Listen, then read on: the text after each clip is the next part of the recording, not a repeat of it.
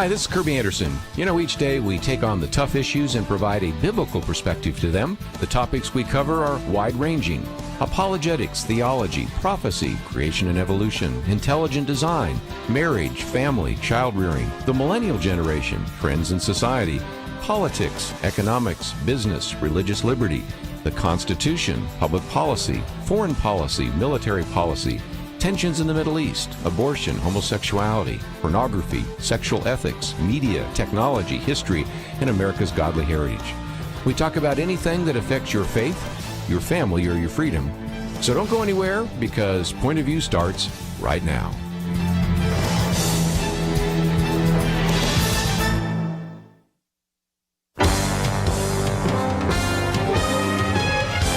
Across America, live. This is Point of View.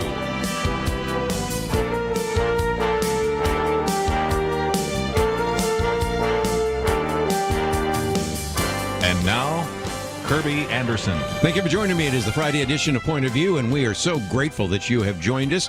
In these 2 hours, we are going to cover a lot of different topics, and as you might imagine, we have around the round table Dr. Merrill Matthews, resident scholar with the Institute for Policy Innovation, as well as the Director of Public Affairs, Lathan Watts, with First Liberty. And we're going to be talking about jobs report. There were oral arguments this morning on the issue of the vaccine mandate, so we'll talk about that. Some questions about elections, and just for fun, one particular column, the liberalism eats its own. The fact is Helen Mirren, great actress, but she's not Jewish, so she can't play Golda Meir. Are you kidding me? And so we will get into some of those, but also some other very good pieces by Victor Davis Hanson, Charles Cook, and all of the rest. But Dr. Merrill Matthews, we always like to talk about the jobs report because it comes out on Friday, and we talk about this on Friday. But I think the Biden administration really doesn't want to talk about it because it looks like the United States could only add less than 200,000 jobs in December. Doesn't look good. The Biden administration does want to talk about the unemployment rate, which dropped. Yes, which dropped from I think 4.2 to 3.9%. So that was good, and they're making a big deal about this is the lowest rate that's ever been for a first-term president and other things of that. President in his first year and so forth. But yes, the new jobs were 199,000. That was significantly lower than what they had been anticipating. And ironically, earlier this week, they said we really anticipate a big jobs growth. The ADP that came out a few days ago was a big jobs growth. But and they thought, well, that's liable to encourage the Fed to increase interest rates even faster or quicker. And so they came out with a much more muted jobs report. But, you know, they've also been going back and updating the ones from the previous months and adding numbers to them. And so it's getting to be the jobs thing is I'm not entirely clear why, but the jobs report has become very, very difficult for them to be able to get close to it in their first iterations, because they do 3 iterations of this. They'll do this one, then they'll come back later and they'll say, now we'll update it, and then we'll come back later and say, now we're updating it for our third and final revision. And the previous 2 months were up to good bit. So that was we may see this later up, or it may they may go down. We just don't know. Lathan Watts, let me come to you because you said that these are like these weather forecasters. They were predicting that we would have 422,000 new jobs, and we got 199. What about this? Yeah, the most perpetually surprised profession in America, the economists.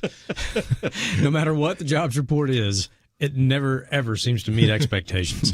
They project it's going to be big and it's low. They project it's going to be low and it's high. They go back a couple of months. Oh, yeah, it was actually bigger than we thought it was. That's a job I want, because it doesn't matter whether you're right or wrong. You just keep your job. Being an economist or a weatherman, you can do exactly. You can be wrong every day and still keep your job. Okay, if you're one of the economists, we're trying not to make too much fun of you, but you do have to realize that was coming because of this.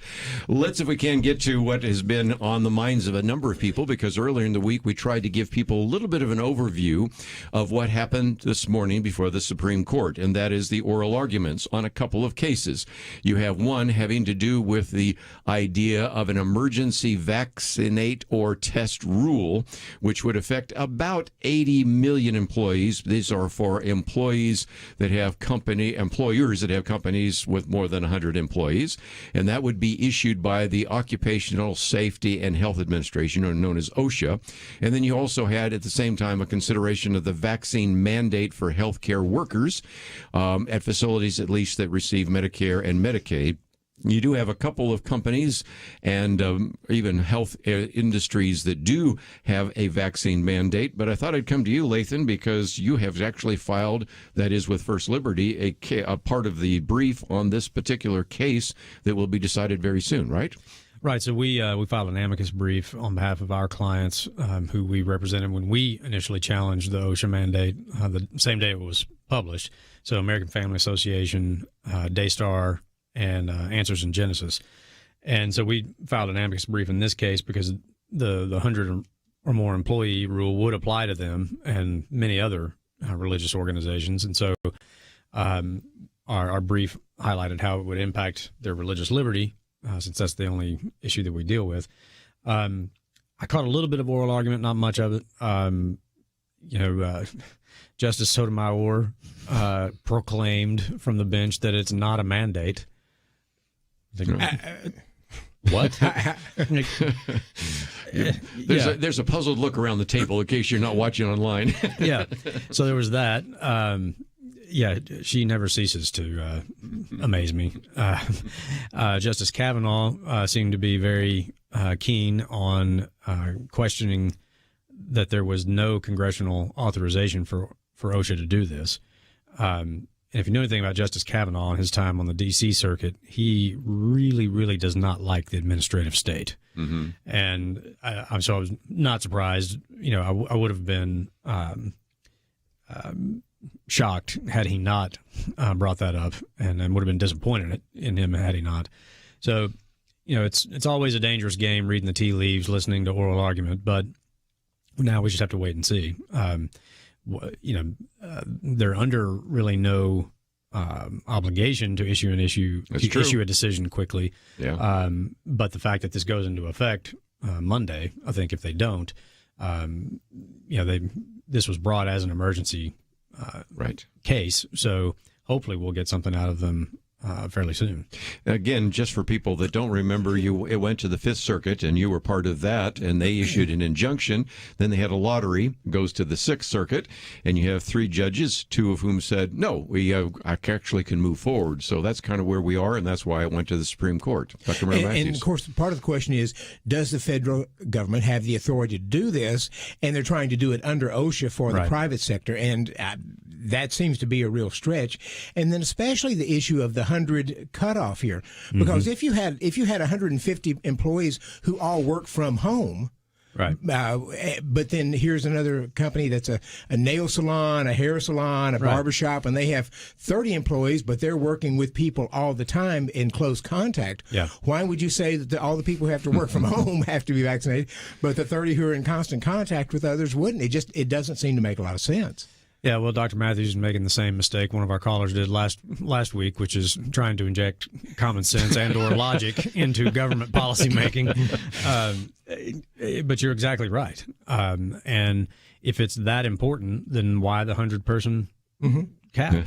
Why? Well, I mean, if it's truly this crisis level situation that the federal government must act with a one size fits all policy, why limit it to 100? You would say essential workers, however a state defined it, or something of that nature, and then those who are not essential workers, and especially if they're working from home, you'd let them off. But you never know. But I'm going to be surprised if the Supreme Court is going to uphold at least the private sector. My guess is I'd be surprised if they do it with the healthcare workers as well. But it's not a prediction, but I'd be surprised if they uphold the Biden administration. Right. As we've said before, this really isn't a 6-3 court. It's a 3-3-3. And what happens with those middle 3? Well, you mentioned Brett Kavanaugh.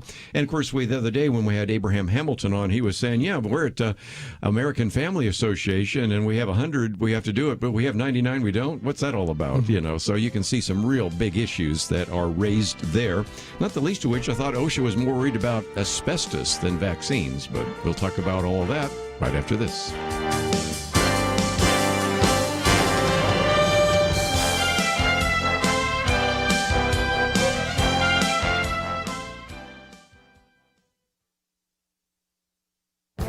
This is Viewpoints with Kerby Anderson. The American people are being squeezed out by big government, big business, and big labor. Former Senator Jim DeMint makes this claim in his book, Falling in Love with America Again. When he was on my radio program, he talked about what Edmund Burke called the little platoons. Civic groups, volunteer organizations, and churches are making a positive impact on their communities. Unfortunately, the bigs, as he calls them, are taking away our liberty and squeezing out groups doing good. He also makes a convincing case that our government is too big to manage. Let's start with some basic numbers. The federal government will spend $6 trillion this year. A large chunk of that money will not achieve its intended purpose. The president and Congress are supposed to manage a $6 trillion bureaucracy with 9 million employees. No one in history has ever managed such a large organization. The current president has never managed anything. The previous president did manage a significant set of companies, but even if we choose the best manager in the world, it is doubtful that he or she could manage such a large bureaucracy. Try this comparison. The number one company in the Fortune 500 is Walmart. It has total revenues of $559 billion and employs 2.3 million people. If it were part of the government, Walmart would not even be the second biggest federal program. Consider the extent of fraud in the government. Medicare fraud is estimated to be $60 billion, or about 7 times as much money as the combined profits of the nation's 10 largest insurance companies. Compared to the federal government, the largest corporation in America is a mom-and-pop store. The problem is simple. We, the people, are being squeezed by the bigs. I'm Kerby Anderson, and that's my point of view. Go deeper on topics like you just heard by visiting pointofview.net. That's pointofview.net.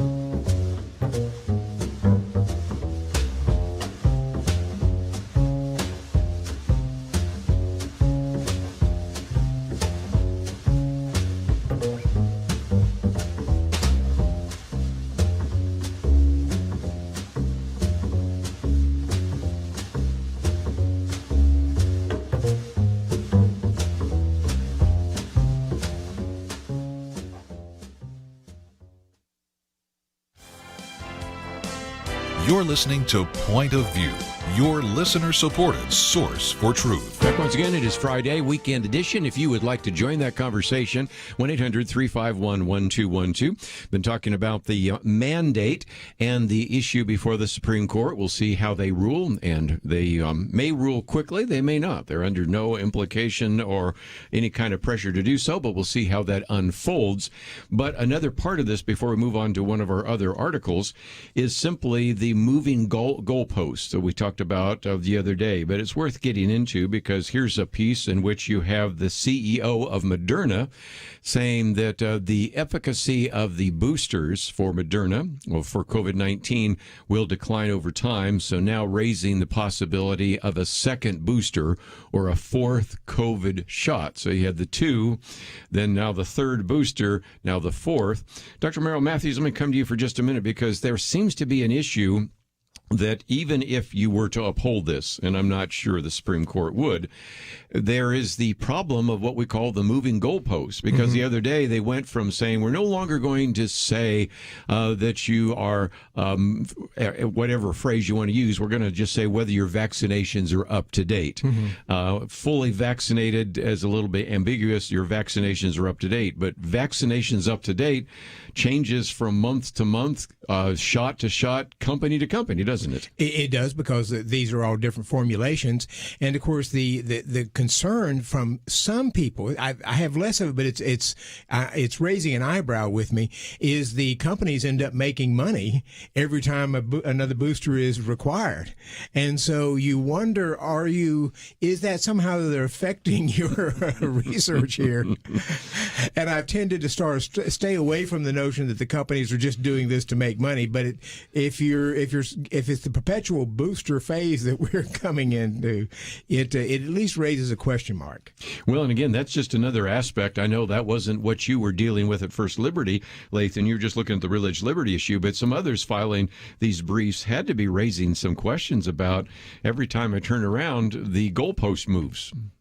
Yeah, I mean, at this point, Americans are going to walk around looking like human pincushions. I mean, it's just every 6 months, I get another shot. And this also contradicts with what they said when they came out with the vaccine. That, oh, yeah, it's 99% effective or whatever stat that they were quoting when they were asking for emergency approval of all this. And then, a few months later, well, maybe not. You might have to get another one.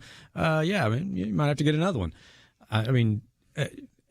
At some point, you just have to sort of kind of scratch your head, and I really think the only way we get back to any semblance of normalcy is we just have to accept the fact that it's a virus, it mutates like viruses do, and we're just going to have to decide to live with it.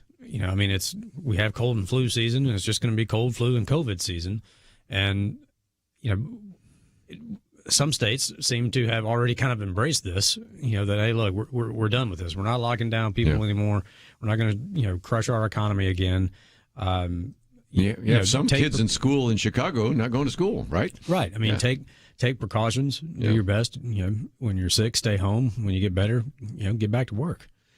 And I think San Francisco's the teachers there, I think, are saying we want to follow the Chicago model, where we get paid and we don't go in. Well, and again, that's another one of those issues which we might get to. But I thought, if nothing else, we have posted quite a number of articles, some that I've suggested, some that Dr. Merrill Matthews have suggested, and others. But this first one is from Charles Cook. First of all, we like him very much. But this one I've heard other talk shows quote, so we might as well mention it. And so I was glad that when I put it as our first one to talk about, it's been mentioned quite a bit. And to give you a context, Chris Salisa, who is at CNN, lamented that throughout the pandemic, societally, we unknowingly turned having COVID into some sort of judgment on your character. And he says, we need to recognize that getting COVID isn't a moral failing. What a concept. It isn't it's an infectious disease that you can protect against, sure, but you can't guarantee who won't get it. Now, Charles Cook had a bit of an issue with it, wouldn't you say, Lathan? Because he's saying, unknowingly, we need to recognize society. Does Chris Salisa live in a sensory deprivation tank? Because you can think about the fact that people that disagreed with anything coming down from either the Trump administration or the Biden administration was called a COVIDiot. Then you had the governor described as Death Santis, and people that were not necessarily always having maximum lockdowns were engaged in a death cult. This has been going on for 2 years, hasn't it? Absolutely, and there was nothing unknowing about it. And that's kind of Cook's point. I mean, the only way this piece gets better is if you could have him read it, because everything sounds better with a proper British accent that Charlie Cook has. But yeah, I mean, he does a very, very good job of documenting all the ways that the government and the compliant media intentionally did exactly what they're now decrying.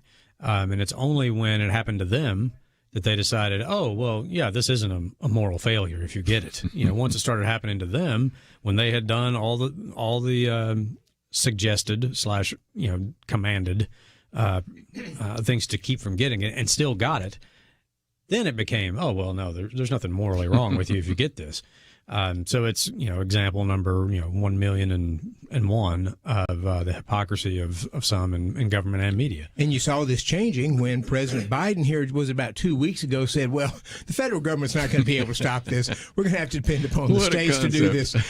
Weren't you the man who ran on being able to get control of this because that Donald Trump had really been a moral failure in not being able. 200,000 people had died. Americans had died. That's shameful, he would say. And so that person needs to be out, and you need to get me in, and I will be able to take care of this thing. And now he's turning over to the states. Right, which if there's a silver lining to any of this, if it forces Joe Biden to accept federalism, then I'm all on board. I'm all on board. Yeah. You know, I want everybody to read all of this. We probably won't do it justice because all 4 pages are really well written. But one of those quotes that he reminds us of is Paul Krugman. Now, here's a Nobel Prize-winning economist.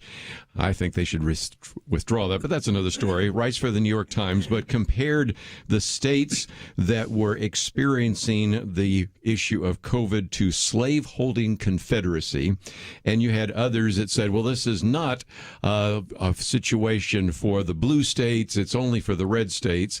And for those of you watching online, I'll hold up my favorite little diagram, some of that was actually illustrated by Charles Cook months ago. But again, if you look at this, if indeed you were to accept what is being said so often by CNN and MSNBC, you would expect that at the top here, where you have the highest death rate per 100,000, that these would all be red states, and that blue states would be all on the bottom. By the way, this is a little deceptive because what it does is it gives you a red line if you have a Republican governor. So actually Massachusetts is in red. Well, that's just because they have a Republican governor. But if you were to do it in terms of red states, blue states, you'd see that the top 6 are all blue.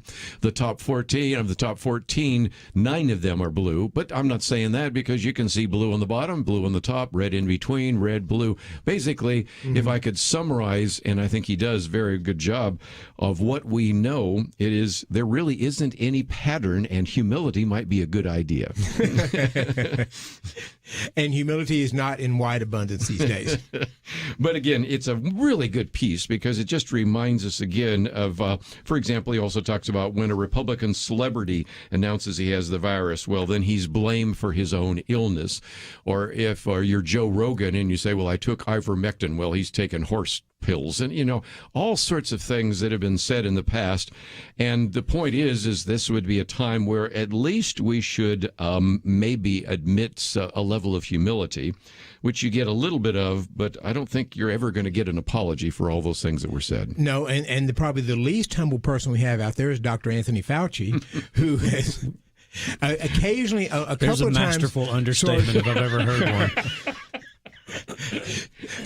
Sort of mitigated some of the things he said, but he's from the very beginning. He sort of laid down this law. He's the science, and he's been wrong so many times, and in some cases simply because we didn't know enough about it. But he didn't step up and say we didn't know enough about it, that we're going to learn about this.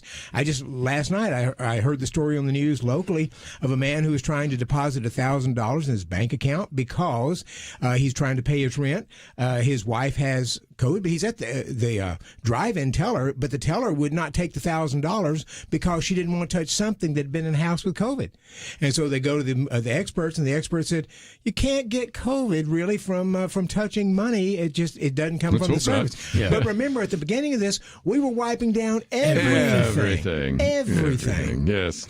Well, we already have some calls coming in, so I'm going to open up the phones. 1-800-351-1212. Going to talk about where we are in elections. For our listeners in California, there is now a proposed constitutional amendment to double your taxes. Last person out of California turn off the lights. But we'll get into some of that. University of Memphis offering a benefit to those that want to inject social justice into the curriculum. We have a lot to cover, but we'll also take some of your phone calls. 1-800-351-1212. And we'll come back and take some calls and continue our conversation with Dr. Merrill Matthews and Lathan Watts right after this.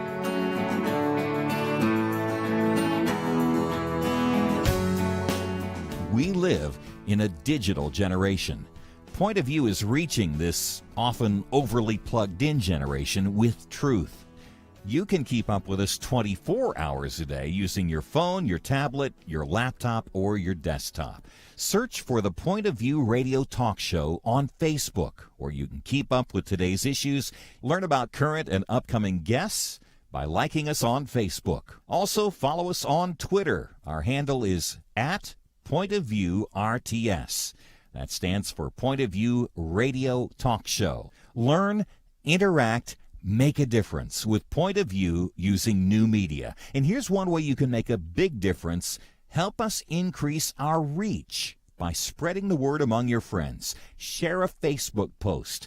Tag us in a tweet. With enough joining us to plant seeds, we'll see a tremendous harvest. Come on, it only takes a minute. Search for Point of View Radio Talk Show on Facebook, at Point of View RTS on Twitter, and subscribe to the Point of View Radio Talk Show channel on YouTube. Learn, interact, share. The Point of View Radio Talk Show. Point of View will continue after this.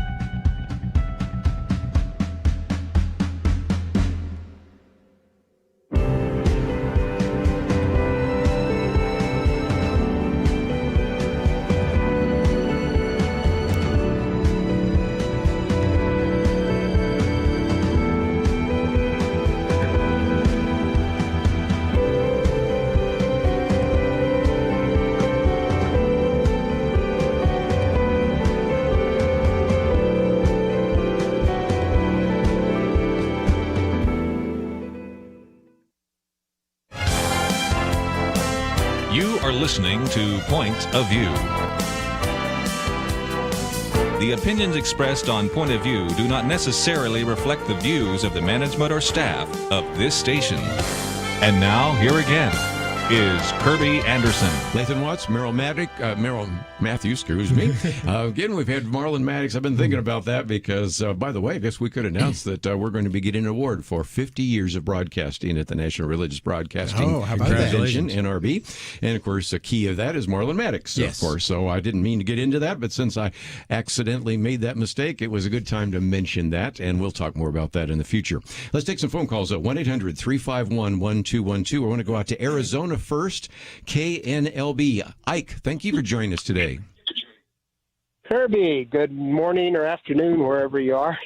My question is, how is this current or COVID in the last few years alike from 100 years ago in the Spanish flu, and how does it differ? And my understanding is we no longer have Spanish flu with us, so might we expect that of this COVID and its different variants?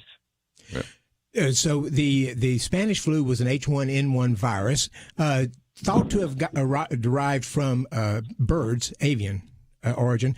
It killed a bunch of people. We didn't have a vaccine available at the time. So I was just looking up the numbers, there was about 500 million people who contracted it, and roughly 50 million died. 675,000 Americans died from that. Right. So the only real treatment they had at the time was just isolation and quarantining, because there was really no antibiotics. There was there was no real treatment for it. So the H1N1 pops up every now and then. The last one we had was 2009, and that was considered the swine flu. But we have these variations of the H1N1 pop up every now and then, though the 2009 was different than the Spanish flu. But they have taken the Spanish flu because they still have copies of that, and they've actually gone through and re-engineered it to find out what it looked like and so forth. So we have information on that. We do have a bird flu that some people watching right now we'll talk about, but it hasn't reached epidemic portions.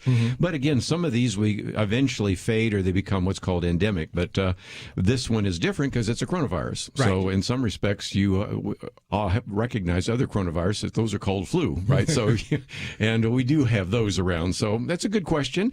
And the similarity is that it certainly affected a lot of people. The difference is that because we have modern medicine, because back then, let's face it, you didn't even have antibiotics. You didn't even really have penicillin, realistically. Theoretically, you had access to it in a limited way, perhaps. But by and large, we have so much more. And of course, all the therapeutics we have right now that are being used as well. So those are some pretty significant issues indeed. Let me take another phone call, and then I want to get back to a couple of other topics we've put on the table here. But I'll go to Georgia this time, WLPF. And Joan, thank you for joining us today. How are you? Very good. I've got a question about remember the $600 they were supposed to be monitoring in and out of your bank account? And that was changed, at least in the legislation, to $10,000. Right. But again, Okay. so it is a little different. But again, So that's there. one check I won't be writing. That's You're a safe. good point. Yeah. Well, let's talk about that for just a minute, because it gets back to this broader issue of privacy and intrusion, and just this desire on the part of especially Elizabeth Warren, but other people in the administration, to try to invade your privacy and to then use this as a justification for these banks to actually have to be an agent of the government. And there's some real issues, aren't there? Yeah, and just this morning, I heard that, even though you're right, it got changed in the legislation, but that I think it was Elizabeth Warren, somebody in government, was pushing that these private companies like Venmo and PayPal, and there's several others, pushing to require them to report transactions of $600 or more. So there you go. Yeah. And they said the reason they wanted it done was so that the small businesses, so they could make sure that small businesses who get paid this way, to make sure they're paying their fair share of taxes. And so it's one of those things, like, you know, the price of liberty is eternal vigilance. Like, once the government says, oh yeah, we're not going to do that, you still ought to hold on to your wallet, because they're just gonna find they're gonna go about it some other way, and it seems like they are. And the underlying thing here isn't the government wants to know what you're spending money on and when you're spending money on it. Yeah, and whether you're paying it to. Chewing gum or paying your house payment or other things. And so that way, if something happens, if they want to charge you with something, they can go back then and do and this has happened with, and I think this is a benefit in some ways, but with our cell phones, you'll sometimes hear in a trial, well, we went through and looked at your records and you said you weren't in this area, but your phone pinged the cell towers in those areas, so we know you were in that area. And that's perfectly justifiable in a sense when you're trying to go after a person who's committed a crime, but they could end up making a lot of things crimes, and they could end up checking on everything you do. I might just mention that we do have this booklet. It's on privacy and surveillance, and it talks about an example that certainly Lathan was talking about, because when we implemented the idea of the Patriot Act, the justification for that was to go after terrorists. And so we have the FISA court, and we were assured that the FISA court would never be misused in any way to, like, for example, go after a candidate or even a sitting president. I think we knew that is the case.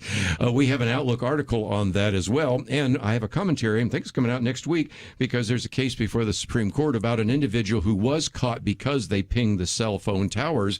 But John Whitehead of the Rutherford Institute have filed a brief saying, the problem is that this is used so broadly that it almost doesn't matter whether you're a criminal, accused, or an innocent citizen. We are collecting so much data, and it is using it in the most inappropriate ways that whether it's in the public sector through the government or, of course, through the private sector. Every time you do a Google search, you know what happens to that. We are losing our privacy, and people might say, well, I have nothing to hide. Well, that's the difference between privacy and maybe security and things of that nature. You certainly just don't necessarily want every part of your records available. Dr. Merrill Matthews, that's why we have HIPAA records and things and requirements, because if I could know everything about you, there are probably some things that I don't need to know about you, and you don't want me to know about. Oh, you would have great respect for me if you know everything. But this goes back to the issue. There are countries that are looking at moving to cashless societies. Yes. So that there's no cash. Everything would then have an electronic record. And that's why I still think cash is king. I'm old school on this. Me too. But even if I go to a 7-Eleven or something like that, I want to pay cash, because that means the government can't find out what I'm doing. Well, and again, Elizabeth Warren and a variety of others are upset about things like Bitcoin, because that would be digital currency, but you can't trace it. That's going to be very different than someday. Right. And I see this coming, where the Central Bank of the United States, called the Federal Reserve, will issue its own digital currency. And then I could tell, of course, if you use a credit card, you're telling at least the credit card companies how you spend your money all the time. But if you have digital currency, you could see how the government and anyone else could find out how you're spending it. And you could then determine whether or not you have the right social score. Which I would argue is one of the reasons that some of these countries are coming up with the national digital currency. Yes, they are. They're sort of building off the Bitcoin, but that way, once it's going in between their computers, they would know what you're doing, where you are, and where you're spending money. Yeah. And China is one of those countries. Yes, and China is. And typically, anything that China is in favor of, I'm against. And I think I saw Ecuador is beginning to use Bitcoin as a El Salvador is. El Salvador, as the Bitcoin beach down there, a viable currency for them. But then once you do that, then you sort of narrow the step to say, well, we've been using Bitcoin for our as a national currency. Why don't we just go ahead and create our own? And then you take that step. Yeah. And if you look at what China already has in place, which is a complete and total surveillance state, combined with their quote their social credit scoring that they do with each individual person. Because if you go to certain places, do certain things. Exactly. Now, wait until you combine that with a completely digitized currency that the government monitors. Because once your social credit score gets low enough, well, we just click a button and you don't have any money anymore. Yeah. Your money just goes away. And that booklet that we made available through, of course, our good friends in the economic realm on the 7 Gray Swans talks about how you see the digitized currency and the social credit score. I'm starting to sound like we're talking about end times prophecy and Antichrist and all that, but whether you believe in Antichrist or not, you are talking about the ability to control everything. And so it's not surprising that China kicked out the Bitcoin miners. And Elizabeth Warren, and just the other day, Hillary Clinton said Bitcoin is dangerous because we can't control it because it's decentralized. And so we want to have our own digital currency that we can control. And then we can figure out whether or not you went to the right places to eat, whether you ever spent money with a political candidate that's not in favor. And you've seen what happens in China. Donated to certain nonprofit ministries. Mm-hmm. Yes. Oh, boy, we've seen this before. You ask a very good question, and we're going to come back, Joan, and move on to some other topics. But thanks for getting us started on that topic. We'll take some more calls. 1-800-351-1212. We'll be right back.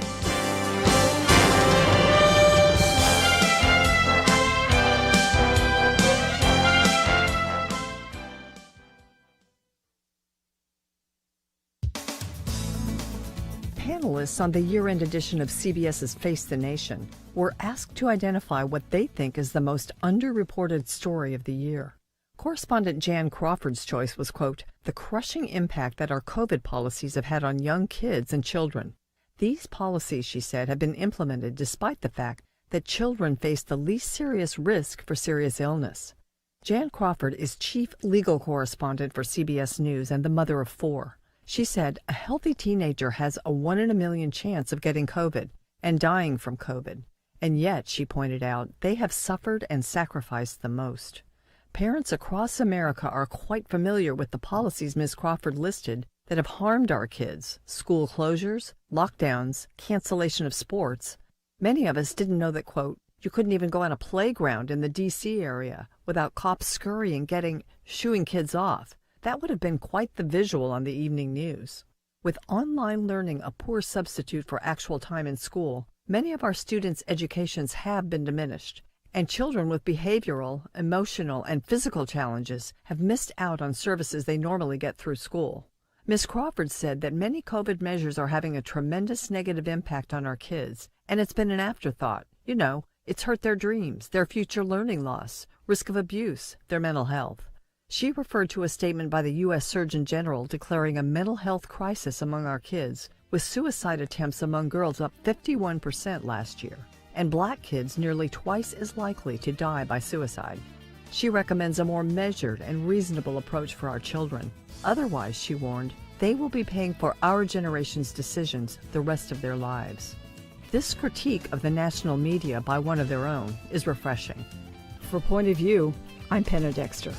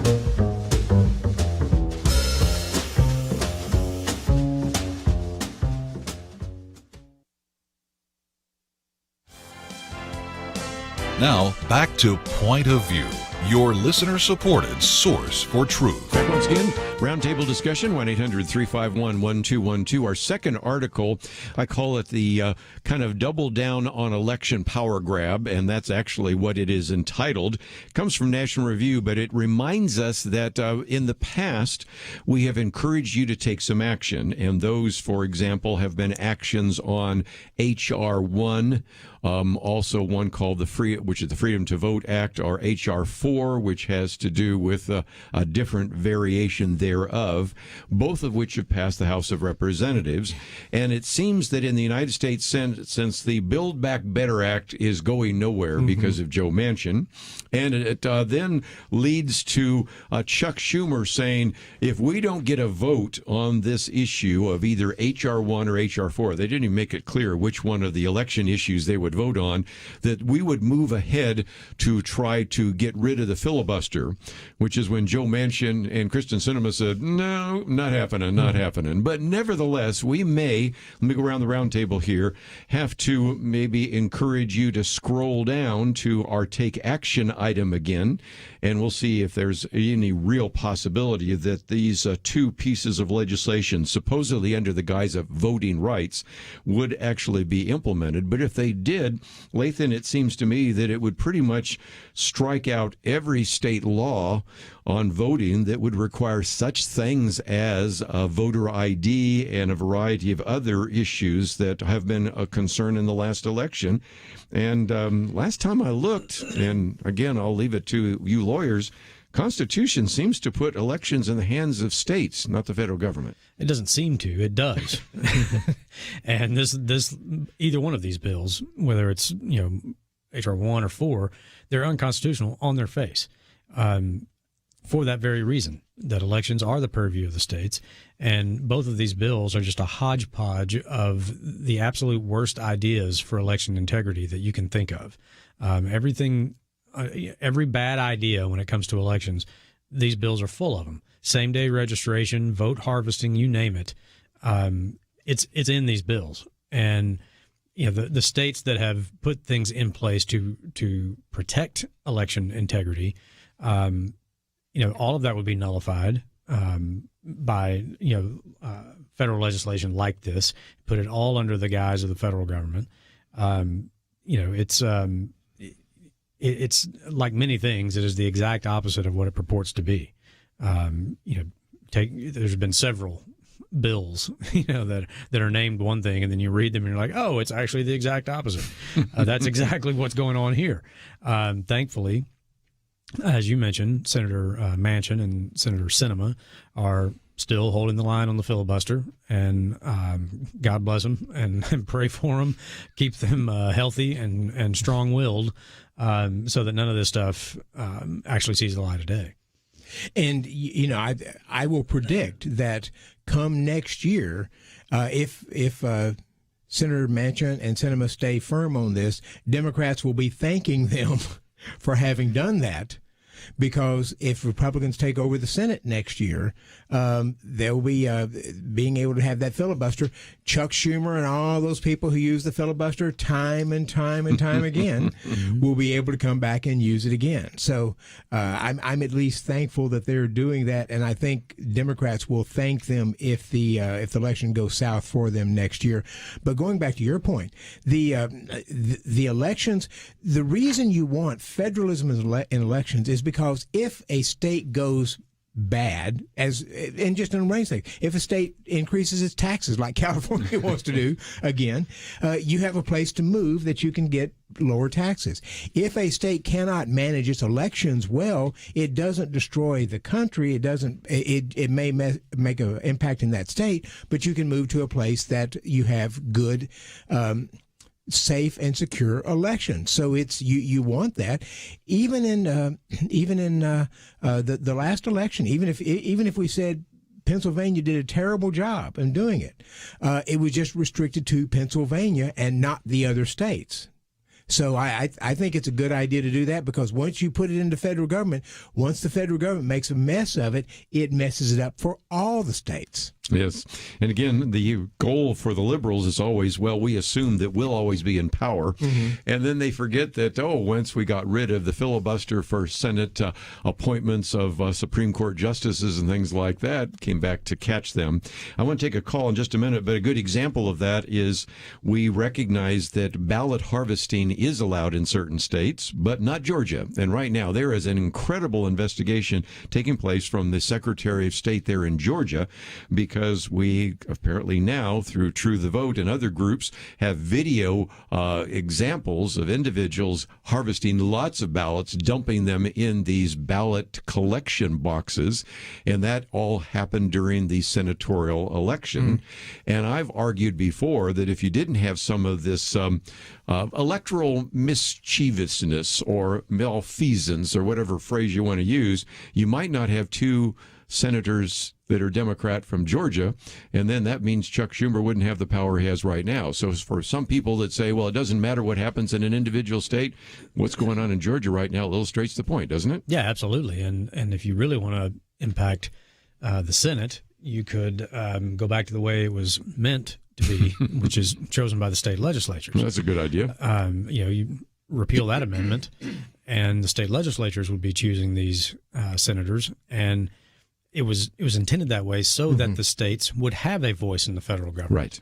Right. Again, it's a concept of federalism. These senators were supposed to be chosen by their state legislators, and that would be their constituency. So if the federal government is doing something that is going to impede on state sovereignty or interfere in something that the state is supposed to do, and your United States senator is chosen by that state legislature, who do you think he's going to hear from?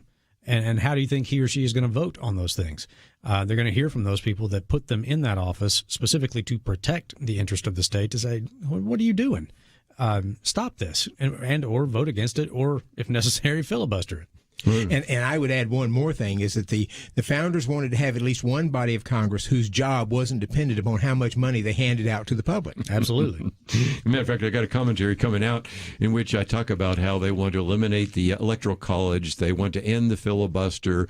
They want to get rid of 2 senators per state. But if you go back to the Constitutional Convention, they recognize that, of course, the House of Representatives would be elected by the voters. They would be very sensitive to that because they'd be elected every 2 years, but the senators were supposed to have enough diversity, because the fear at the time is that presidents would always be elected by the large populations of Boston and New York. Well, what was of concern in the 18th century is still a concern in the 21st century, because you can see that, for example, looking at Hillary Clinton or Joe Biden or anybody else, if indeed we didn't have that kind of situation, you could simply go to a few states, really just a few cities, New York City, Chicago, Los Angeles, a few others might give you the presidency. And how representative would you be of people in Kansas, Georgia, Mississippi, or Alaska? Yeah, I mean, you can kind of figure that out. So anyway, that's a commentary coming out next week. And my argument is when you hear these arguments, you say, well, we're not a democracy. We're a republic. And that was what the framers intended. Well, we need to take a break. I need to take some more phone calls, but we have to go to a break. And when we come back, we'll take a call or two. We also have a very interesting piece by Dr. Merrill Matthews about price controls on Congress. Now, some of us are old enough here to remember wage and price controls. Lathan's a little bit younger, but we remember those only so well, and we'll give you a little bit of history on that, but also some fun material there. Also, a piece Dr. Merrill Matthews suggested we talk about. University of Memphis offers faculty additional money if they inject social justice into the curriculum. So we have a lot more to cover, and we haven't even gotten to Liberalism Eats Its Own. I do want to cover that before we're done. And also an update on the Navy SEALs case that First Liberty is dealing with. So we'll try to pack all that in the next hour. Stay tuned. We'll be right back. Having civil conversations about important issues seems to be harder and harder. Various media outlets tell people what they should believe, why they should be outraged, and getting people to actually think, well, it can be difficult. Whether it's the gospel, tax issues, social policy, or just about anything else, you need to have solid information and clear thinking to address the hard issues. You need God's truth applied. And that's what you get in less than 2 minutes with Point of View's Viewpoints Commentary, a daily resource to help you be informed and think through the things we need to be talking about. It is free and will arrive in your inbox each day when you visit pointofview.net/signup. Sometimes we know we should say something, but we're silent because we're not quite sure what to say. Viewpoints Commentary can help you break the silence and change the narrative. It can make you a more equipped agent for truth. Get your free subscription to the Viewpoints Commentary at pointofview.net/signup. pointofview.net/signup. Point of View will continue after this.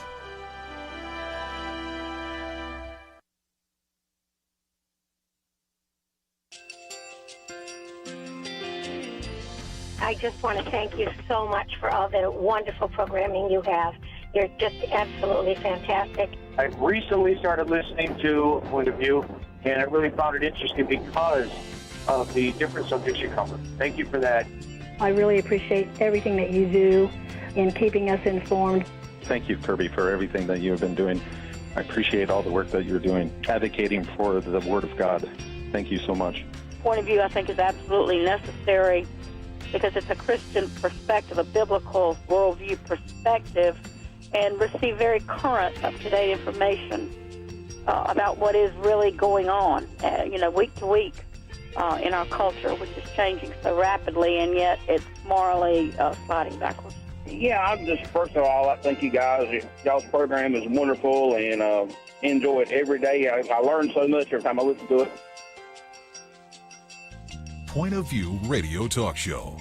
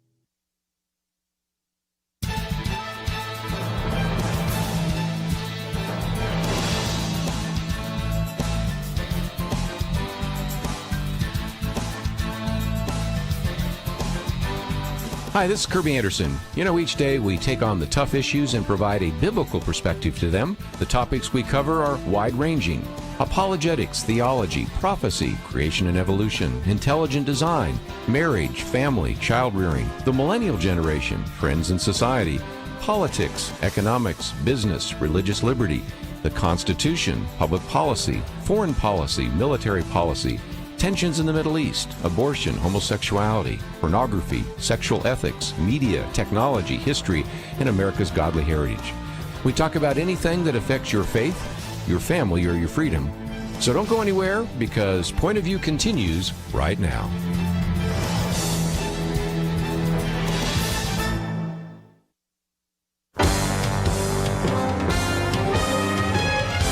Across America, live.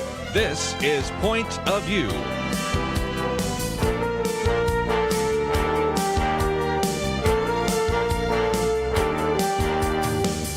And now, Kerby Anderson. Second hour, if you'd like to join the conversation, 1-800-351-1212. Lathan Watts, Merrill Matthews. And let's take a phone call. We'll head out to the state of Oklahoma. Jim, thank you for joining us today here on Point of View. Well, thank you, Brother Kerby. Happy anniversary for your 50 years and Happy New Year. Quick question. Even though they don't have brick and mortar, isn't LinkedIn and Facebook doing business in a state? I recently got kicked off of a platform. My business hurt because of it. Can't the attorney generals, et cetera, push back as a business commerce, censorship, discrimination? Good question. And I know the state of Florida, through the governor there, is trying to do some things. Private entities, so they're not governed by the same First Amendment requirements. But what are your thoughts, Lathan? Well, this will sound like a lawyer's answer, but it depends. You know, like everything in the law, you know, a lot of things are fact specific. In general, I would say yes. You know, a state AG could look at, maybe, like you said, it's not necessarily a First Amendment question, but the AG's offices are typically also responsible for consumer protection.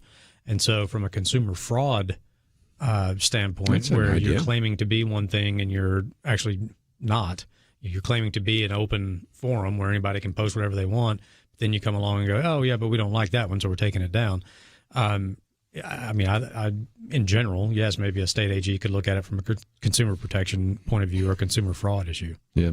A lot of it has to do with, is it an open forum? Because an example that I use, and again, you're the lawyer, so you can clarify it, but for example, if you allow people to come and speak in a free speech platform in a park, I've done this on some college campuses, well, anybody can say anything they want. And so I've done some free speech platforms where one guy speaking is a Marxist, and then you get me, you know, and so that's an open forum. That's very different than, say, the editorial page of the Wall Street Journal, the Washington Post, New York Times, where, again, this is more limited. So the argument that has been made all these years is that social media platforms are just a platform. But the reality is they're much more like an editorial board and can determine what is or is not said and what is communicated and what is considered maybe offensive enough to actually deplatform a person. Yeah, and Florida actually had a law trying to deal with this that said, you know, I'm kind of simplifying it, but it basically said, okay, social media companies, you're private companies, but the law was intended to force them to disclose what their standards were. Like, what are your standards for content? Mm-hmm. And that'd be fair. And be transparent about how you are enforcing them. And that law was challenged, as you might expect, and we represent the Babylon Bee and not the Bee in that in an amicus brief at the 11th Circuit on that issue, because the Babylon Bee and not the Bee have been censored multiple times by certain platforms. And so, yeah, there are some states, you know, looking at ways to try to improve the transparency of what's going on these platforms. And even if you're trying to be as open as possible, there are legally some things you have to take down or cannot allow when you're on there. And can you hint on some of those things?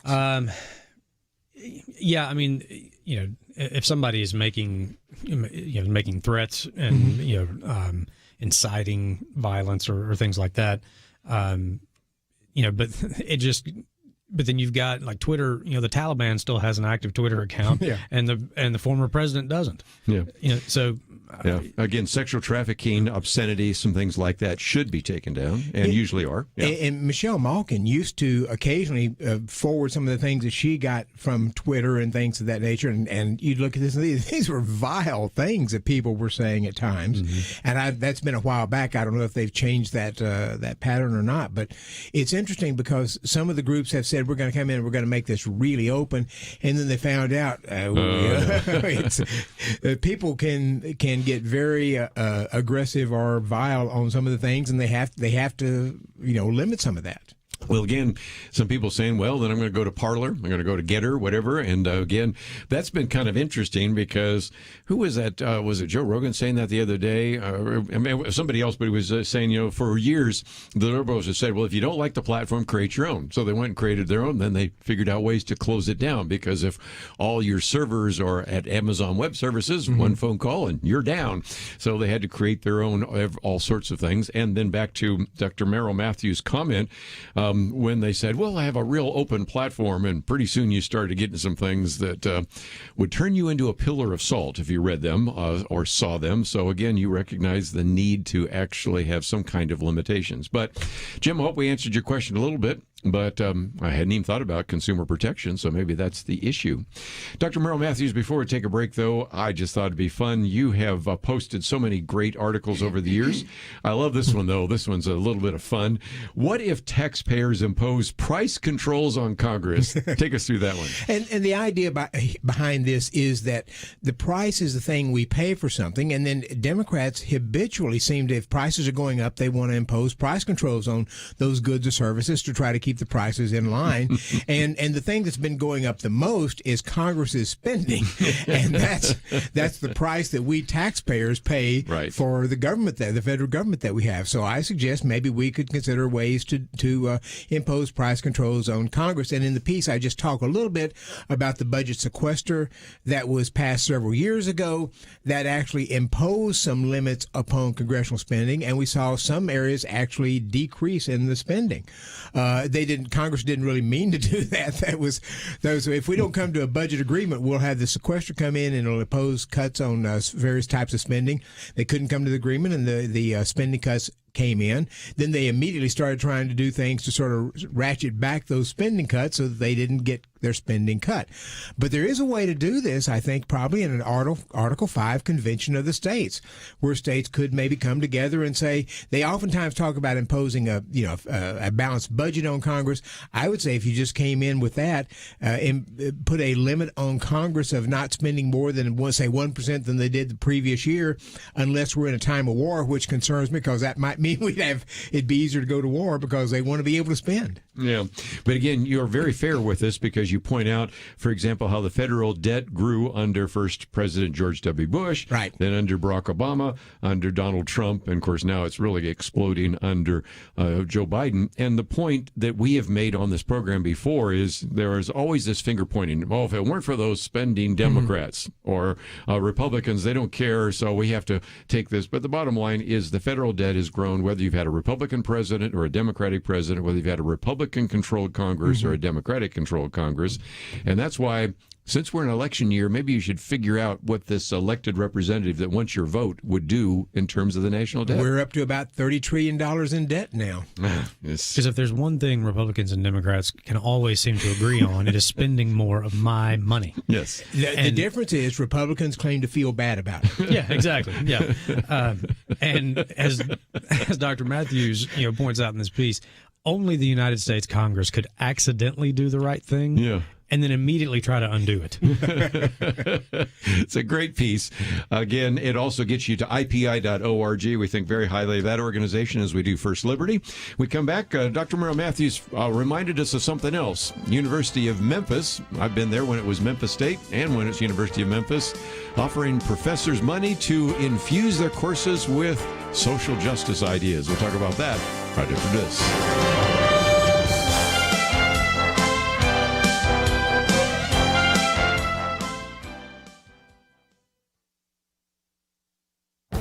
This is Viewpoints with Kerby Anderson. The American people are being squeezed out by big government, big business, and big labor. Former Senator Jim DeMint makes this claim in his book, Falling in Love with America Again. When he was on my radio program, he talked about what Edmund Burke called the little platoons. Civic groups, volunteer organizations, and churches are making a positive impact on their communities. Unfortunately, the bigs, as he calls them, are taking away our liberty and squeezing out groups doing good. He also makes a convincing case that our government is too big to manage. Let's start with some basic numbers. The federal government will spend $6 trillion this year. A large chunk of that money will not achieve its intended purpose. The president and Congress are supposed to manage a $6 trillion bureaucracy with 9 million employees. No one in history has ever managed such a large organization.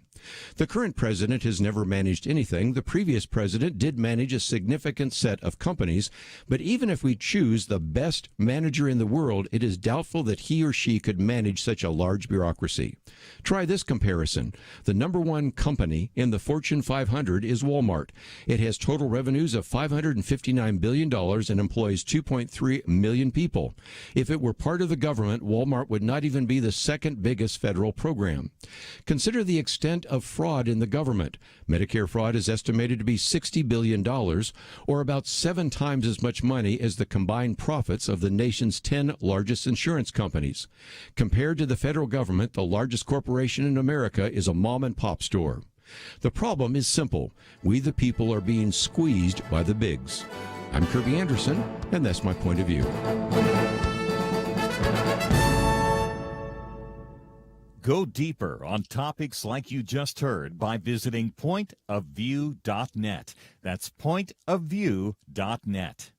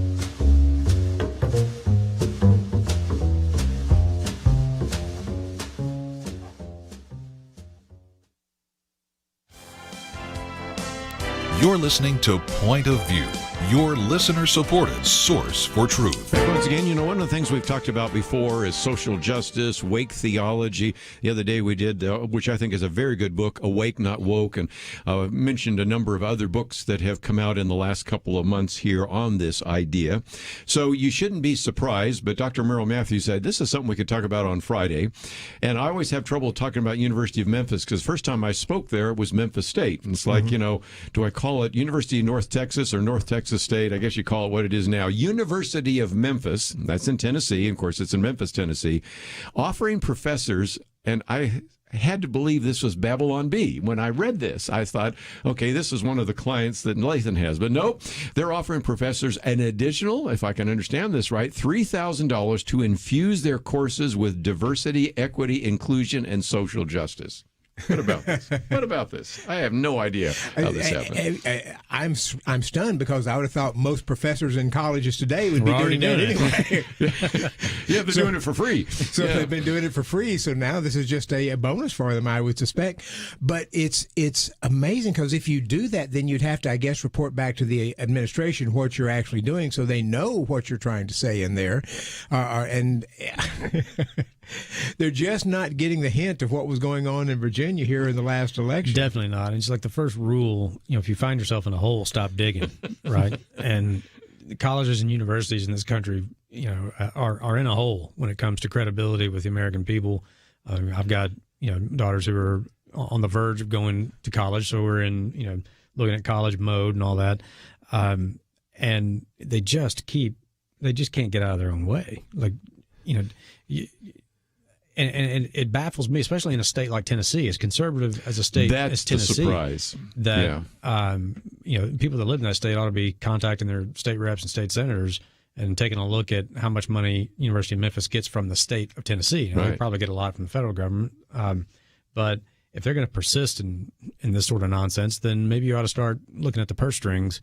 And if they're going to create a financial incentive to teach this nonsense, maybe you should create a financial disincentive. I was surprised it was the University of Memphis, too, because I've spoken at Memphis State or University of Memphis. I've spoken at Vanderbilt. I've spoken at University of Tennessee at Chattanooga. Of course, there's University of Tennessee in Knoxville.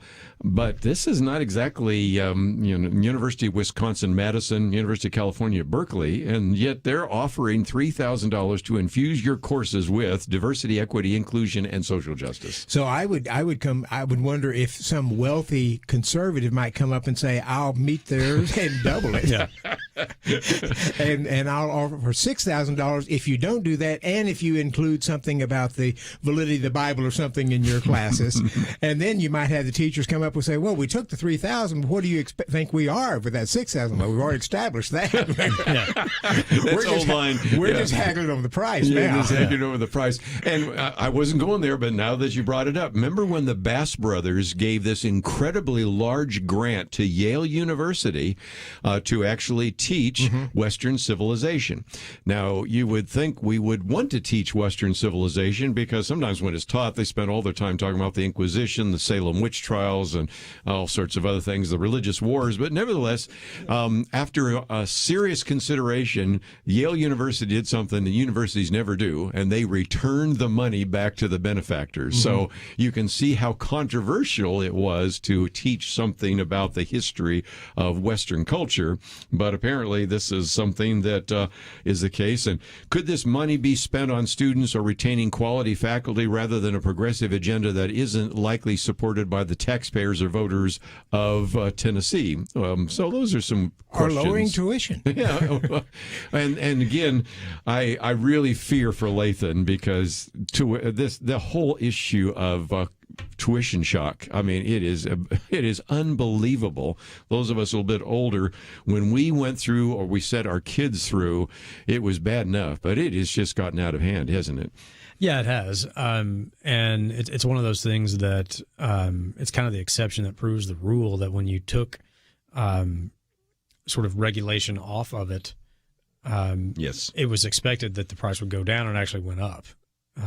And I think part of that is because federally backed student loans are readily available. And so, if the government is paying for your student loan to go to the school can just keep raising tuition because, hey, the government will keep loaning you the money to come here. But if there are alums of the University of Memphis, that next fundraising call you get, you might ought to bring this up. I would say so. Like you're not getting another penny from me until this is handled.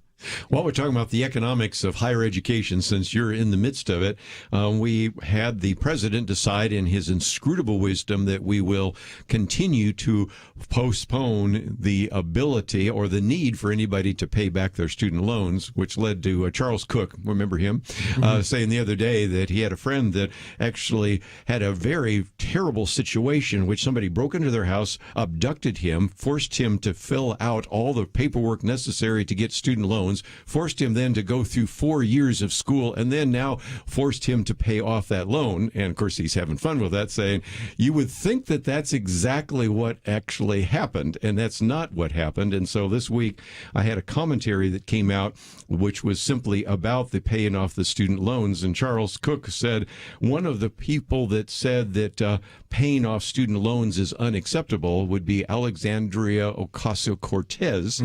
And she makes, I think it's $175,000 a year, just bought a Tesla. And Karen, who does our social media, actually posted a picture of the Tesla. And so if it's impossible for her at that level of income to pay off the student loans, I guess we can see why nobody should pay off their student loans. And the strange thing about this is coming at a time when many colleges and universities, especially long-standing ones, have record endowments. Yeah. I mean, they're just billions and billions of dollars, I think, in some cases. And yet the prices keep going up. And I'm not sure what they keep doing with that money, but you would think maybe since most of these colleges are liberal and are run by liberals, and you're sitting on all this money that you're making in the marketplace, the capitalism that you keep criticizing, why don't you use that to sort of help pay off this or reduce the cost of the university? And AOC, who seems to have a genetic immunity to irony,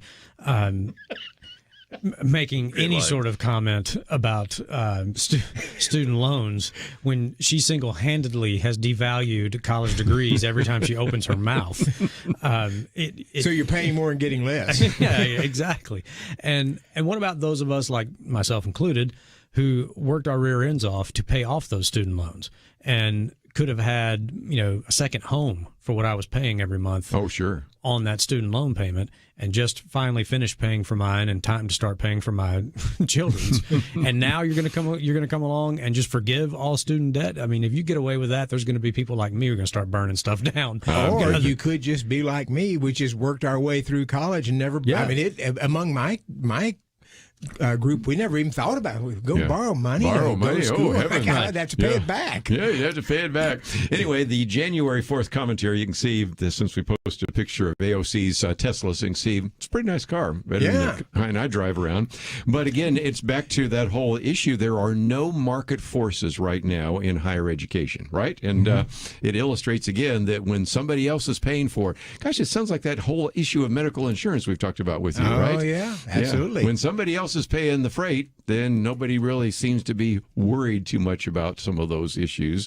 And like you said, the cost and the value of an education is seemingly declining a little bit. I'm going to sound like Mike Rowe for just a minute, but first of all, there are just lots of well-paid and very good-paying jobs that do not require a college degree, and you'd be better off if you didn't go to college if you have those kinds of skills. And second of all, why should those people who did not go to college then also have to cover your costs as well? So there's some questions of fairness there, aren't there? Yeah, absolutely. The people that did not take out the loans, that didn't go to university at all, they are the ones. It's on their backs that these loans are being forgiven.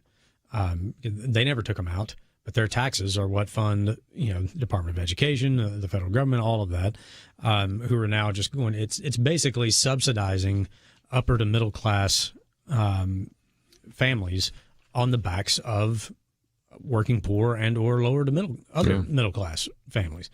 And the wider and more broadly available, I mean, this whole idea everybody must go to college, the more commonly held that bachelor degree is, the less value it has. Now, if you're going to distinguish yourself, you got to have a graduate degree. Yes. Because every barista at Starbucks has got a bachelor's degree in something. And so if you want to improve, then you got to go get a master's degree in something. Which then jacks the cost of your education up even further. Well, we're going to take a break, and a lot of great lines from both of these individuals. So when we come back, I know we'll set them up with Liberalism Eats Its Own. This is a Derek Hunter piece, and then we'll get into another actually very interesting piece by Victor Davis Hanson. Also, Penedexter's commentary. Kids will pay. We know that, except the teachers union in Chicago doesn't seem to know that. We'll be right back. We live in a digital generation. Point of View is reaching this often overly plugged-in generation with truth.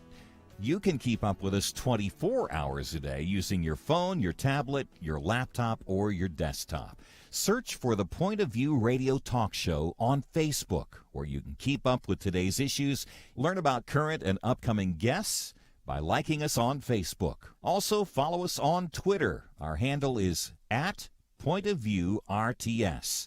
That stands for Point of View Radio Talk Show. Learn, interact, make a difference with Point of View using new media. And here's one way you can make a big difference. Help us increase our reach by spreading the word among your friends. Share a Facebook post. Tag us in a tweet. With enough joining us to plant seeds, we'll see a tremendous harvest. Come on, it only takes a minute. Search for Point of View Radio Talk Show on Facebook, @Point of View RTS on Twitter, and subscribe to the Point of View Radio Talk Show channel on YouTube. Learn, interact, share. The Point of View radio talk show. Point of View will continue after this.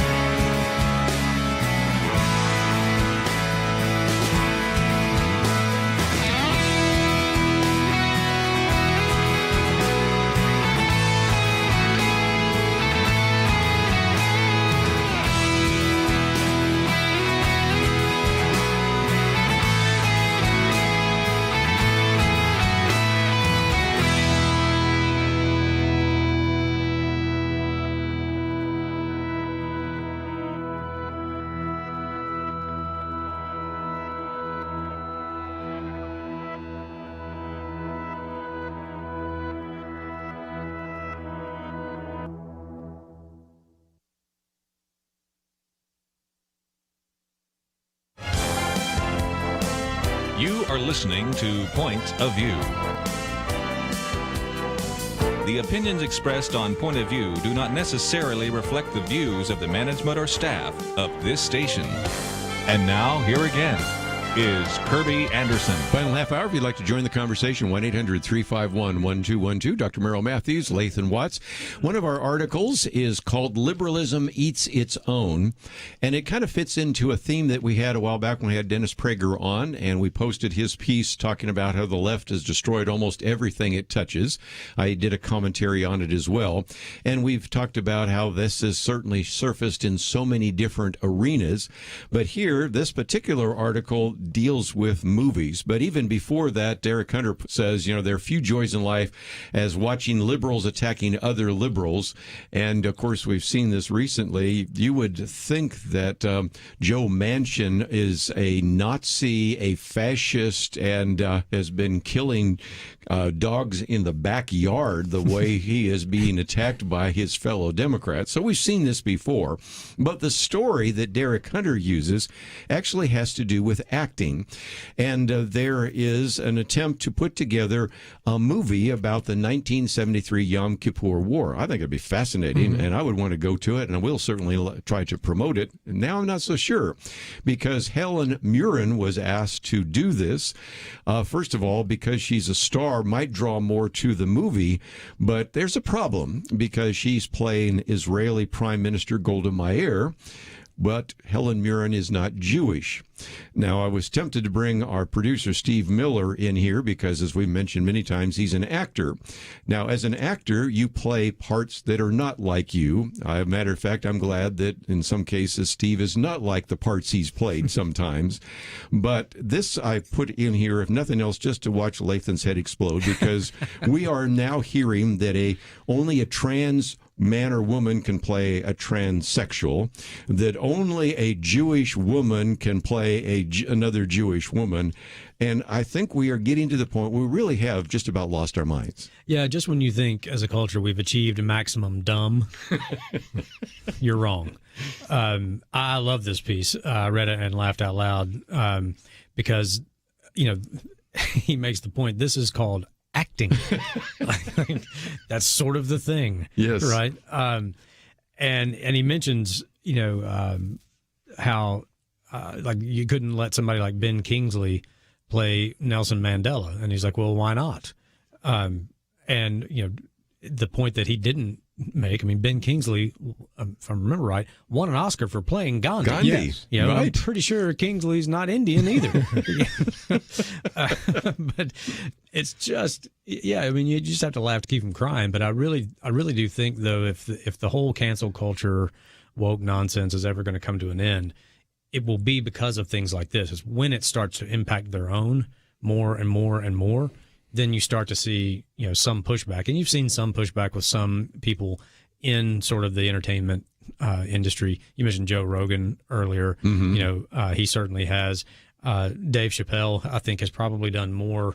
I don't think it was intentional, but I think he has probably done more to counteract the sort of woke nonsense within entertainment than anybody else. J.K. Rowling, yeah. But Chappelle has really kind of shown the way as here's how you deal with this. You just refuse to be canceled. Yeah. And he's also, he also benefits from being so successful already that he can just kind of say, well, right. Do what you got to do. Right. Because I'm not changing.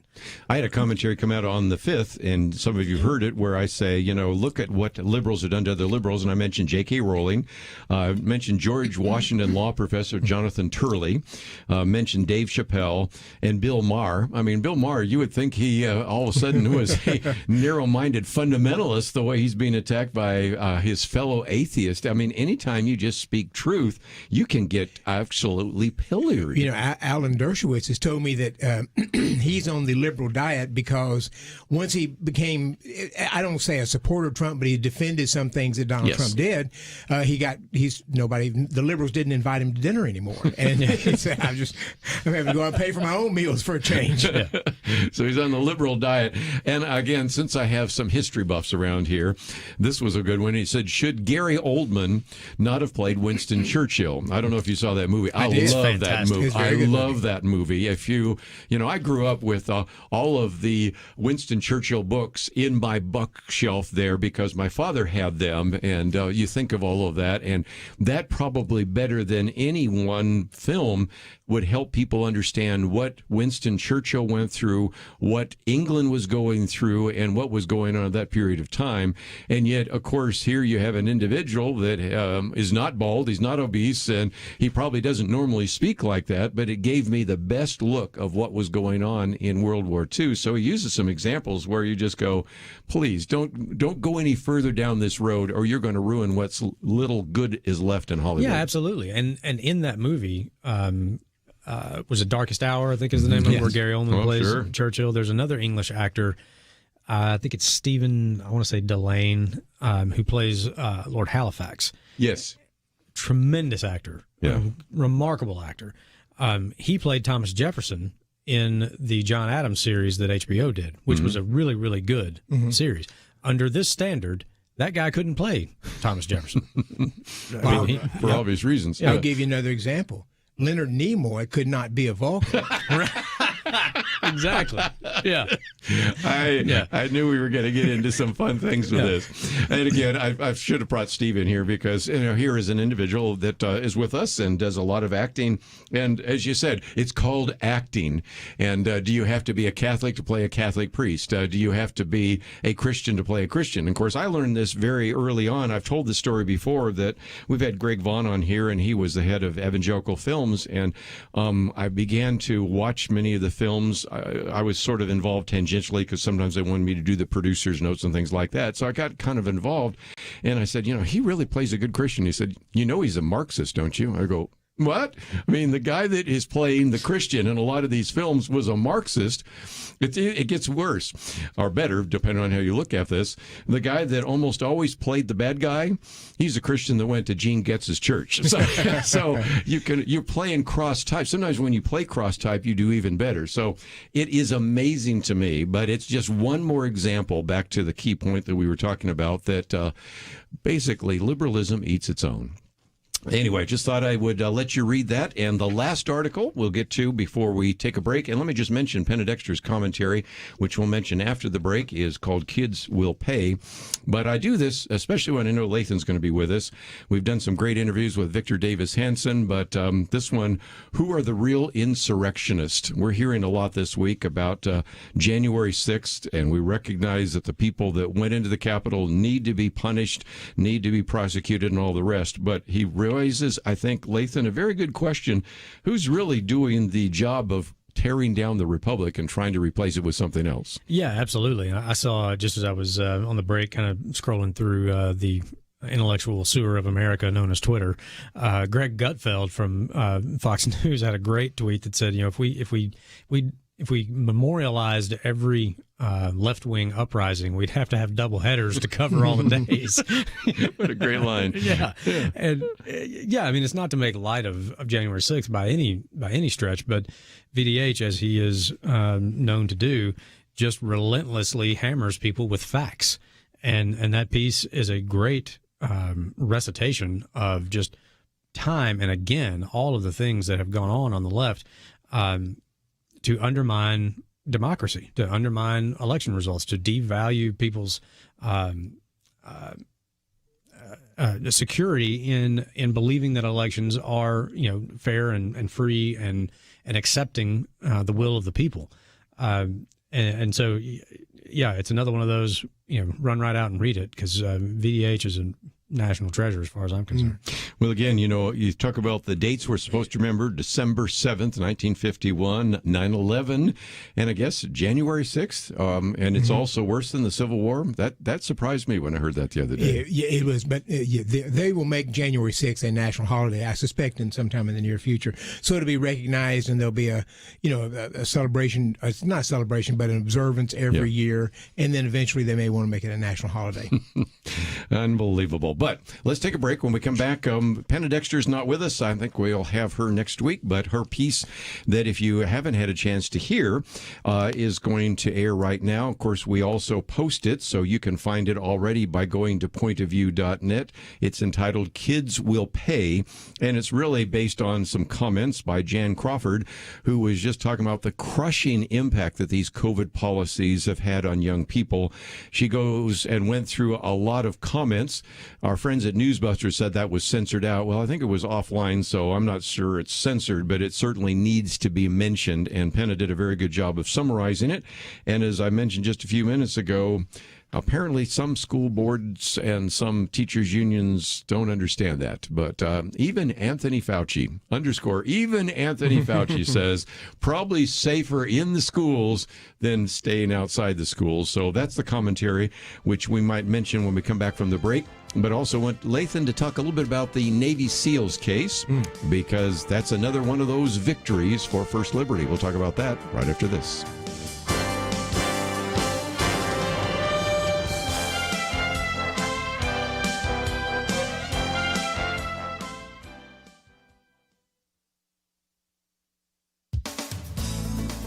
Panelists on the year-end edition of CBS's Face the Nation were asked to identify what they think is the most underreported story of the year. Correspondent Jan Crawford's choice was, quote, the crushing impact that our COVID policies have had on young kids and children. These policies, she said, have been implemented despite the fact that children face the least serious risk for serious illness. Jan Crawford is chief legal correspondent for CBS News and the mother of 4. She said a healthy teenager has a 1 in a million chance of getting COVID and dying from COVID. And yet, she pointed out, they have suffered and sacrificed the most. Parents across America are quite familiar with the policies Ms. Crawford listed that have harmed our kids: school closures, lockdowns, cancellation of sports. Many of us didn't know that, quote, you couldn't even go on a playground in the D.C. area without cops scurrying, shooing kids off. That would have been quite the visual on the evening news. With online learning a poor substitute for actual time in school, many of our students' educations have been diminished, and children with behavioral, emotional, and physical challenges have missed out on services they normally get through school. Ms. Crawford said that many COVID measures are having a tremendous negative impact on our kids, and it's been an afterthought. You know, it's hurt their dreams, their future learning loss, risk of abuse, their mental health. She referred to a statement by the U.S. Surgeon General declaring a mental health crisis among our kids, with suicide attempts among girls up 51% last year, and black kids nearly twice as likely to die by suicide. She recommends a more measured and reasonable approach for our children. Otherwise, she warned, they will be paying for our generation's decisions the rest of their lives. This critique of the national media by one of their own is refreshing. For Point of View, I'm Penna Dexter.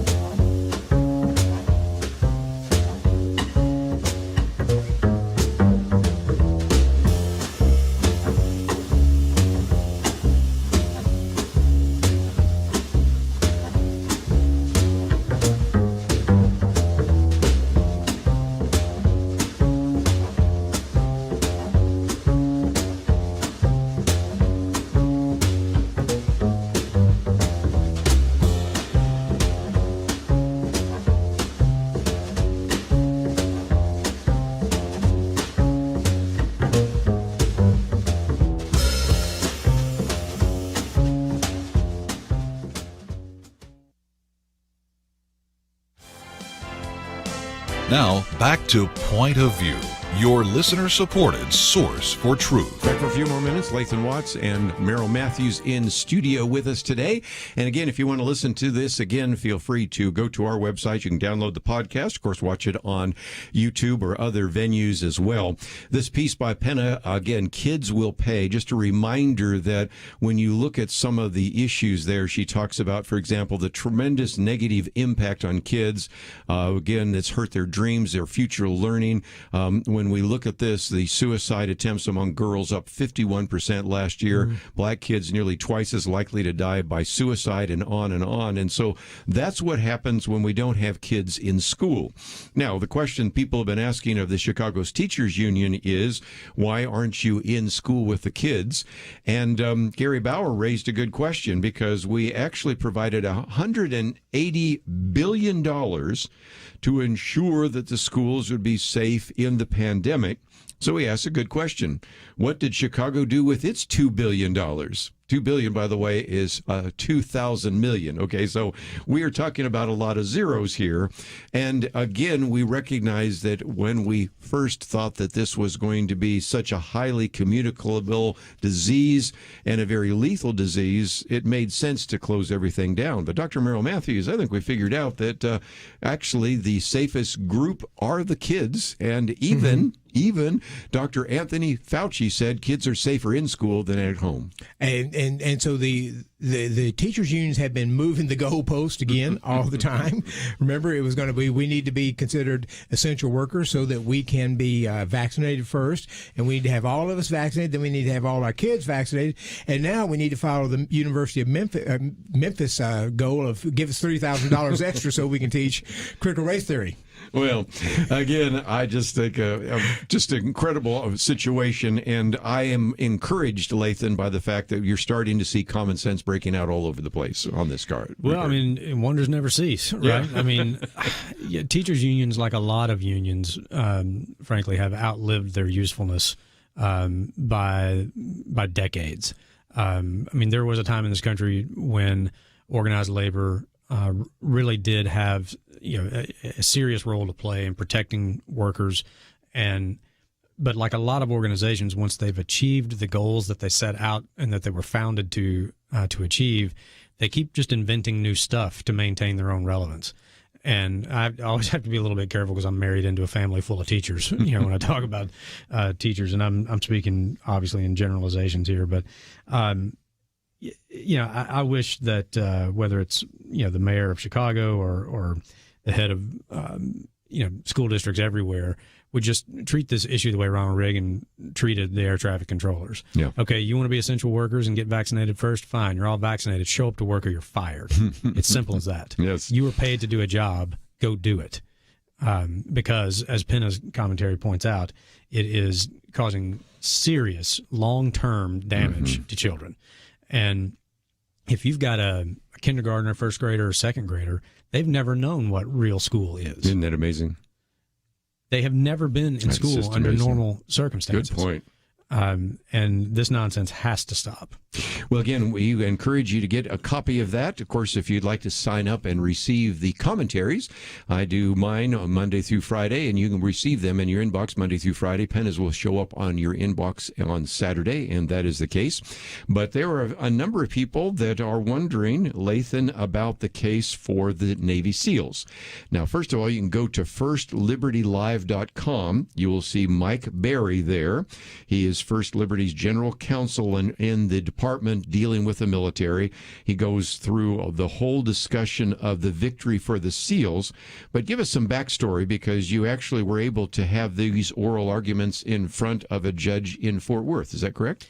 Yeah, so we filed in the Northern District of Texas because I won't say, how many or who, but some of the clients, live here, or at least claim their residency here, and so that allows you to file in that venue. So we filed in the Northern District of Texas in front of Judge O'Connor, and Mike and the team did a fantastic job. Mike's a brilliant lawyer, taught adjunct at the Naval Academy. He's a Marine Corps reservist, a colonel in the Marine Corps Reserves. Knows the UMCJ backwards and forwards, and he is sort of our secret weapon when it comes to anything related to religious liberty in the military. But so we filed the lawsuit challenging the mandate, and we also asked for a preliminary injunction to prevent the mandate from being applied to our clients and to prevent the Navy from retaliating against them for filing the lawsuit. And Judge O'Connor granted that injunction. So that's a big win, but it's step one. Right. Now the underlying litigation moves forward, and we'll see how that goes. But we actually had a couple of the clients there to offer testimony at the hearing, and I don't think the people that were representing the government anticipated any of the clients being there. Yeah. At one point, one of the government's lawyers asked one of our clients, and this is like rule number one in trial advocacy: you don't ask a question you don't know the answer to. Oh, yes, you don't want to do that. And this attorney asked one of our clients if there was, if he could describe any part of his job that was unpleasant, and our client's answer was, "Ma'am, everything about my job is unpleasant." He's a Navy SEAL, for crying out loud. What part of his job do you think is pleasant? Right? I mean, just becoming a Navy SEAL is one of the most unpleasant experiences you will ever have in your life. Exactly. And, Judge O'Connor's order granting the preliminary injunction, you can find that on our website as well, and it's worth a read because it's a masterfully crafted opinion. At one point in the opinion, he points out that the Navy's process for evaluating religious accommodation requests is a 6-phase, 50-step process, 50.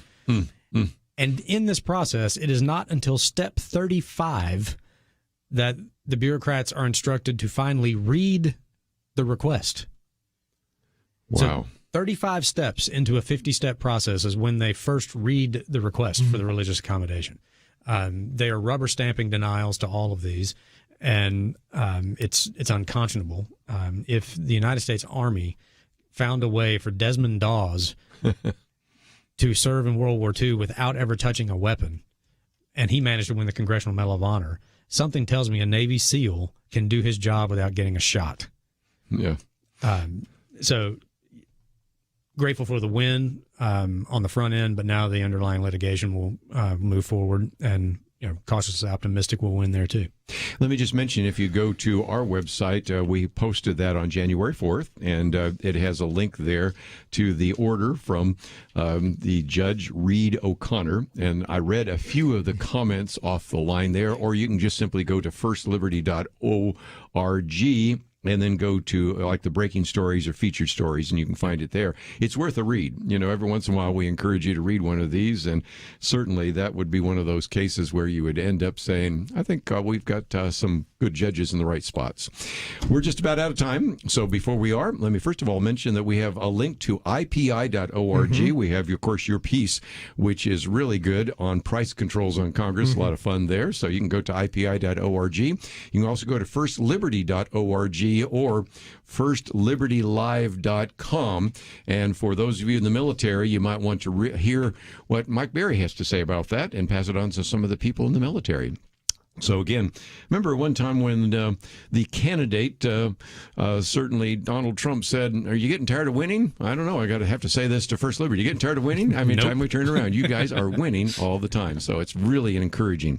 Next week, we're going to be talking about a lot of different issues. Mark Lanier will be with us. J.P. Moreland will be talking about various miracles. We'll have a millennial roundtable, and I guess Lathan and Penna will be back next week for the roundtable. So let me encourage you to be listening every single day. I want to thank Andrew for his help as an engineer, Steve for his help as a producer. Have a great weekend. We look forward to seeing you back here on Monday, right here on Point of View.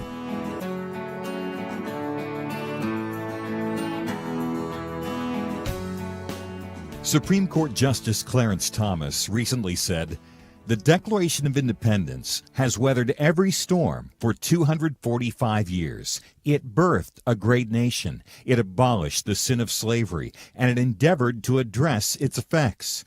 While we have failed the Declaration time and again, and the ideals of the Declaration time and again, I know of no time," said Thomas, "when the ideals have failed us."